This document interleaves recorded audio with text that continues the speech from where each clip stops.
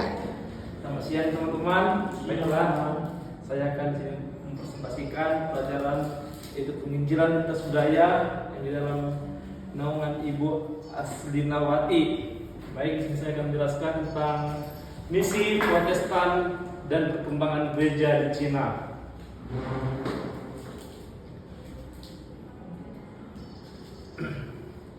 Dengan menerjemahkan Alkitab ke dalam bahasa Cina, Robert atau Morrison menerjemahkan Alkitab ke dalam bahasa Cina. Robert Morrison meletakkan dasar misi Protestan di Cina. Pada abad ke-19, Cina terpaksa membuka diri terhadap orang asing dan terhadap perdagangan candu. Meskipun para misionaris mencela perdagangan tersebut, mereka berbondong-bondong masuk Cina bersamaan dengan imperialisme. Keadaan ini mengakibatkan kekristenan dianggap sebagai daerah dengan imperialisme. Di lain pihak, tujuan Timothy Richard adalah mendidik golongan terkemuka agar kebudayaan Cina diserapi nilai-nilai Kristen dan alumni perguruan tinggi Kristen. Mingado memimpin gerakan Kristen Cina yang bersifat asli, yang bebas dari pengaruh Barat dan tidak bergabung pada dukungan. Jadi buat kawan-kawan di sini bahwa ada seorang Timothy Richard yang berusaha mendidik golongan terkemuka agar kebudayaan itu tetap diserapi nilai-nilai Kristen terutama dalam penginjilan seni budaya. Di perkembangan gereja di Jepang. Pada abad ke-19 perjanjian perdagangan membuka jalan bagi perkabaran Injil di Jepang. Gereja-gereja Protestan berhasil di antara golongan militer, yaitu samurai yang tertarik pada konsep pemuridan dan pengabdian. Uchimura memimpin gerakan nirgereja nasionalisme Jepang yang semakin kuat berkaitan dengan ucapan agama Shinto, menyebabkan orang Kristen menjadi bingung mencari jalan menyatakan kesetiaannya ke tanah air Jepang tanpa membahaya hati. Jadi kawan-kawan, selain di Cina juga Injil dijabarkan sebagai penginjil lintas budaya. Di Jepang juga kita lihat mereka juga semangat yang memberitakan yaitu suatu Injil lintas budaya di Jepang. Ya, kalau kita tahu sekarang ini adalah Jepang yaitu negara yang maju yang dikenal dari segi pola pikir dan juga teknologi. Dan mereka tetap selalu semangat untuk memberitakan Injil di Jepang. Selanjutnya, kekristenan di Malaysia dan Singapura.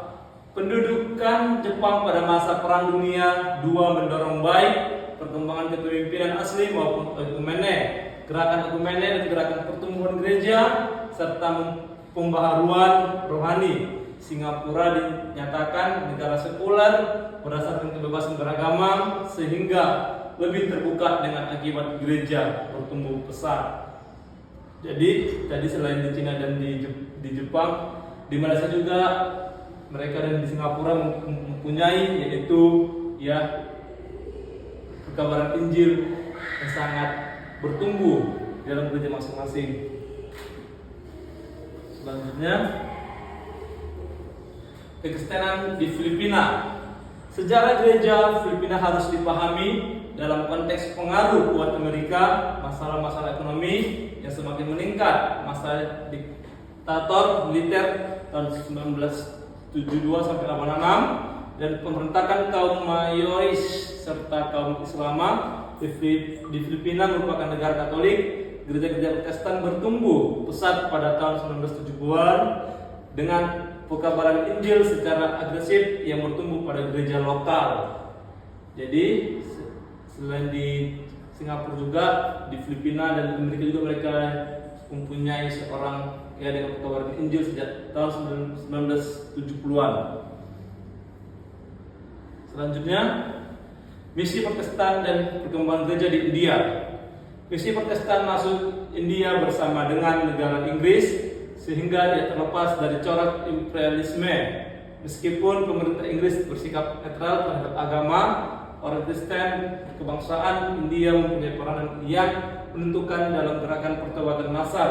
Sedangkan para perkabar Injil dari Abad agak lambat menyambut gelombang orang beralih agama masuk ke Kristen. pada abad ke-20 pendidikan teologi ditingkatkan. Jadi walaupun di daerah misi Protestan di Indonesia agak sulit ya berkembang, tapi di pada abad ke-20 di India itu mereka berusaha untuk pendidikan teologi ditingkatkan mereka. Selanjutnya, penginjilan ke Indonesia. Kelompok penyebaran agama Protestan dinamakan dengan Jending mendirikan Next atau Netherlands Zendeling Gemeenschap, yaitu organisasi yang berupaya untuk menyebarkan agama Protestan ke seluruh Indonesia yang ada di Indonesia, mendirikan sekolah-sekolah yang berperan dalam usaha untuk menyebarkan agama Protestan. Sejak tahun 1556, orang-orang di Nusa Tenggara Timur, orang-orang Timur, Pulau Ende, Larantuka, Leonama, di Flores telah banyaknya yang dibaptis. Jadi dulu sebelum penginjilan masuk ke Indonesia itu, yaitu mereka menyebarkan agama Protestan, ya. Jadi mereka itu berusaha mendirikan sekolah-sekolah yang bermakna dan mengandung dalam berbagai firman-firman Tuhan yang disampaikan, sehingga mereka bisa bertumbuh dalam iman. Selanjutnya, pemahaman dan pendekatan lintas budaya. Kebudayaan, agama, filsafat, dan seni merupakan jendela-jendela yang membawa kita ke pemahaman yang menyeluruh dan mendasar tentang hakikat keberadaan manusia sebagai makhluk hidup serta nilai-nilai khas manusiawi. Primordialisme adalah suatu pandangan atau keyakinan yang menekankan bahwa acuan yang paling dasar dan paling dalam setiap tindakan manusia ialah agama, ras, dan kebudayaan sendiri. Jadi di sini kalau pemahaman dan pendekatan tersebut itu terikat dalam agama, ras, dan kebudayaan sendiri. Salah satu contoh ya kan, di dalam beda kebudayaan Karo dengan kebudayaan Batak Toba. Jadi di situ di mana kita menyampaikan Injil, di situ kita akan mengikuti bagaimana kebudayaan mereka suku masing-masing di tempat itu sendiri. Jangan nanti kita orang Toba kita sampaikan dengan bahasa Toba mereka mengerti, tetapi ketika berada di tanah Karo, penginjil itu kita sampaikan tentang bahasa Karo. Begitu kira-kira. Paham kawan-kawan? Paham kawan. Oke, selanjutnya pengertian budaya dalam kehidupan manusia.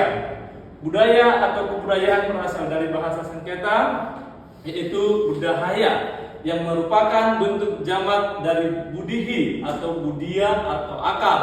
Diartikan sebagai hal-hal yang berkaitan dengan budaya dan akal manusia.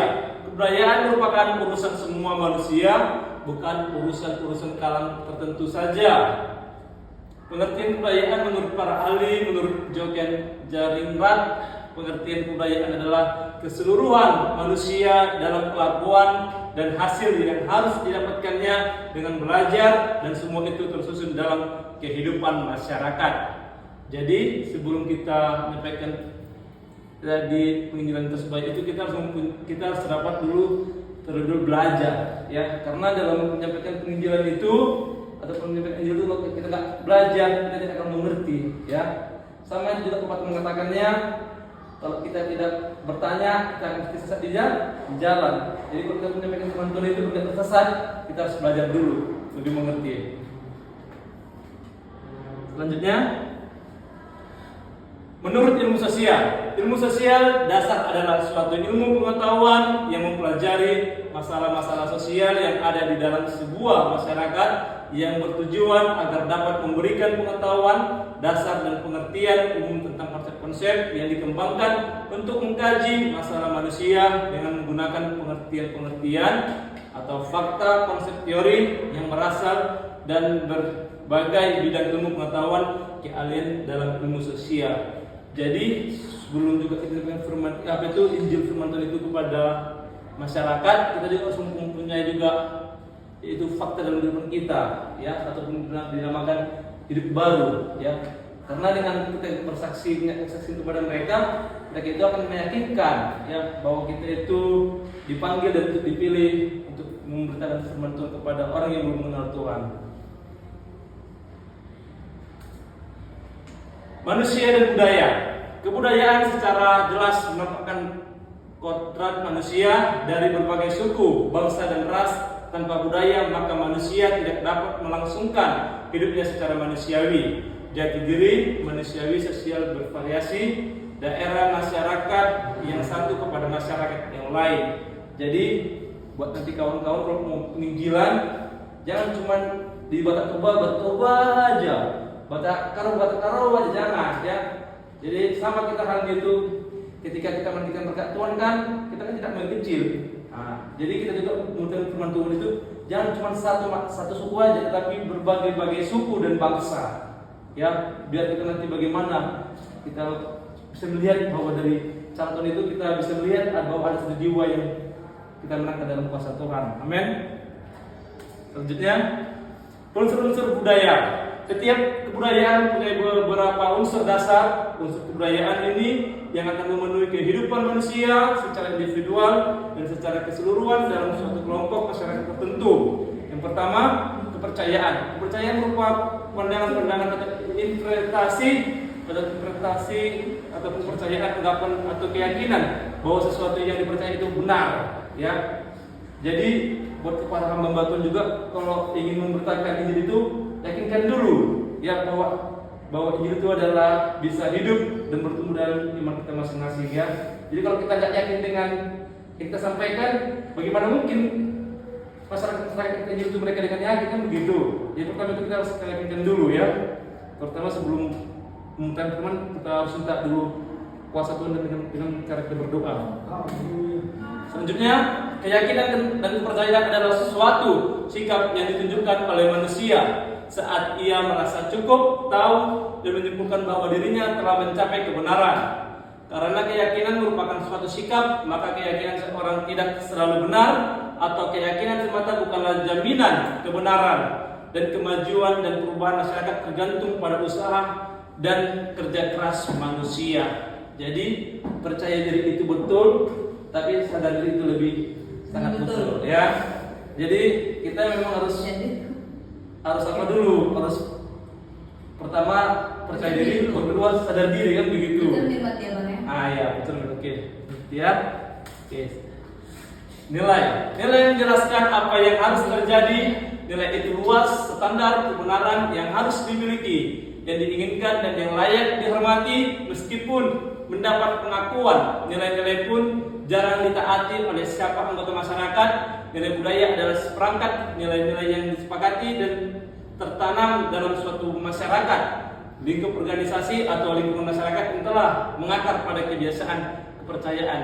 Jadi kita sebagai nanti menginjil masyarakat itu jangan kita ada dalam pengakuan diri kita hebat dalam melayani, amin.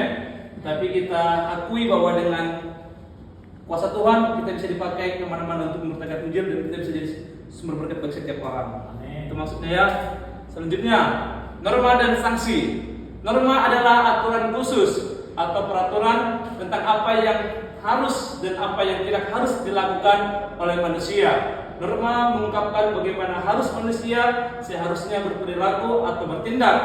Norma adalah standar yang ditetapkan sebagai pedoman bagi setiap aktivitas manusia. Sanksi adalah ganjaran atau hukuman yang memungkinkan orang untuk mematuhi norma. Sanksi itu bisa bersifat formal dan bisa juga bersifat informal. Jadi maksudnya di sini kawan-kawan, ketika kita menyampaikan Injil dalam suatu seni budaya ataupun di mana kita berada, jangan kita paksakan mereka itu untuk mendengar kita. Ya, contoh begini, ketika dulu kan, dia agak respon, jadi kita paksa. Ketika tengok ini, boleh gitu ya? Boleh kan? Nah, tapi ya dulu agar mereka tetap selalu di jemaat Tuhan dan mereka bisa mendengarkan ketika kita memberikan firman Tuhan. Ya itu maksudnya, jangan kita paksa mereka untuk mendengarkan apa yang kita sampaikan, tetapi kita perlu berdoa sama Tuhan. Orang tidak boleh kita. Pengetahuan dan teknik suatu bangsa dipakai untuk membangun kebudayaan dan dengan pengetahuan dan teknik yang dimilikinya. Teknologi adalah cara kerja manusia. Dewasa ini teknologi mempunyai pengaruh yang besar terhadap manusia, tidak hanya terhadap cara hidup manusia, tetapi juga menentukan teknologi berikutnya. Jadi menyampaikan firman Tuhan juga perlu dengan cara teknologi ya. Jadi kita ini sebenarnya sudah gampang ya, cara penginjilan ada bisa dari handphone, bisa dari media, apalagi banyak ya, baik dari media cetak atau media-media lainnya. Jadi di sini kita perlu ya memakai teknologi dan menggunakannya dengan baik untuk kemuliaan Tuhan ya. Jangan salah pakai teknologinya nanti ya, nanti jadi berkah hidupnya. Simbol adalah sesuatu yang dapat mengekspresikan atau memberikan makna sebuah salib atau sebuah salib atau suatu patung Buddha, suatu konstitusi, suatu bendera. Maksudnya di sini simbol arti kata ya kawan-kawan. Jadi kalau kita sebagai Protestan itu bisa dikatakan menurut menurut Araf ataupun bahasa adalah gudang kepercayaan. Bahasa merupakan sarana utama yang menangkap, mengkomunikasikan, mendiskusikan, mengubah dan mewariskan suatu arti kepada generasi. Jadi kita pun perlu juga belajar tentang berbahasa. Ya, seperti saya bilang tadi di Simalungun beda bahasa Simalungun dengan Batak Toba. Di Batak Simalungun beda namanya bahasa Jawa. Nanti kita dilemparin aja nggak mengerti, ya, kita dicueki. Itu arti kata dari bahasa, ya. Jangan kita cuma mengerti bahasa itu, tapi kita harus bisa mengerti bahasa dalam. Setiap kebudayaan memiliki ekspresi-ekspresi dari suatu kesenian. Itu tidak berarti bahwa semua bentuk seni dikembangkan dalam setiap kebudayaan. 7 unsur kebudayaan. Yang pertama, sistem religius dan upacara keagamaan. 2. Sistem sosialika dan organisasi kemasyarakatan. 3. Sistem pengetahuan. 4. Bahasa. 5. Sistem mata pencarian. 7. Sistem teknologi dan peralatan. Jadi di sini arti kata kesenian itu ya bisa dikembangkan dalam setiap kebudayaannya.